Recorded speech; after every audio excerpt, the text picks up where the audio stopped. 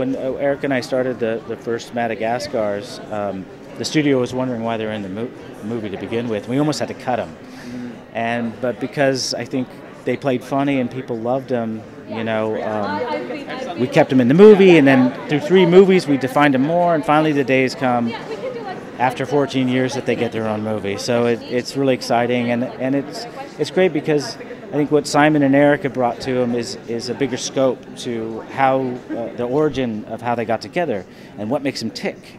And you know, when you add an antagonist like Benedict Cumberbatch, who's James Bond to their John Wayne, it adds for great friction, and it's just funny.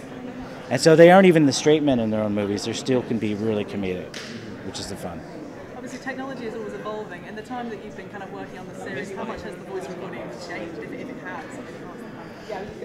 It's always been the same. It's been constant for me because it's been 4 movies, 80 TV shows, 10 video games, and so forth. You know, I'm interested to go back and to hear the original voice recording because it was probably a lot lower and a lot grittier, and it wasn't quite as defined. So if I probably heard what I'm doing now, it'd probably sound like a caricature of a caricature of a caricature of the first movie.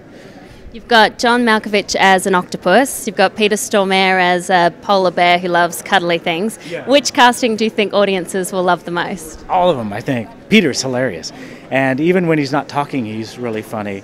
But I just love the friction between Skipper and Benedict's character, Agent Classified. And I'd love to get into a mocap suit and act out a scene with him, but we never get to do that in animation. I know, but he's really funny, and it's great to see his comedic side as well as John Malkovich's comedic side as well. He's hilarious too. So, you know, it'll be a surprise for people because they know him as straight actors, but to see them kind of create laughs, it will be surprising and fun. What do you think is the essence of why these characters have become so popular and have such longevity now?